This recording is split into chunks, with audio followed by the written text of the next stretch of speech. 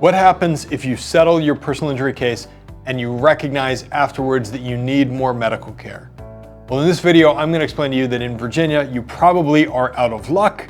And so if that's you, stay tuned for some bad news.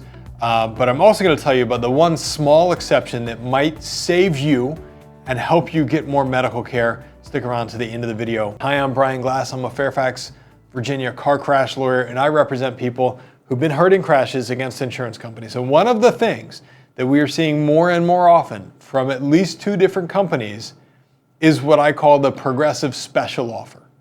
And that looks something like this. Hey, it's only been a couple days since your crash. We know you're in medical care. I want to offer you $2,500 for your pain and suffering, and I'm going to pay up to $6,000 for medical care that you have in the first 60 or 90 days from the crash. And if you're somebody for whom cash is tight, don't have a lot of money, maybe you don't have health insurance and you want to get checked out and get your medical care, that might sound like an attractive offer, but it can be the death knell to your personal injury case and to your ability to be fully compensated after your crash. That's called a conditional settlement offer, right? And it is a completely valid agreement if you enter into it and sign the agreement. What you're agreeing to is the condition that you will get some amount of money today, and then they will pay you up to I said $6,000, up to $6,000 for medical care that you have in the next 60 or 90 days. That's kind of what these progressive special offers look like. I've seen Progressive do it and I've seen Geico do it. The problem is 3, 4, 5 days after a crash, you got no clue whether you're going to need 60 days or a lifetime of medical care.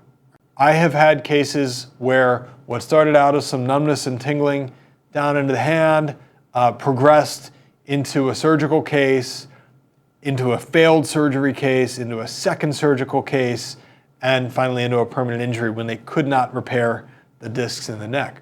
And so you just don't know 4 or 5 days after a crash whether you can settle your case and whether that's going to be a good deal or a bad deal. It's always a good deal for the insurance company because they're only going to pay you your medical costs plus the $2,500. That's a small settlement for them. It's a small settlement for us, small settlement for you. Good deal for them.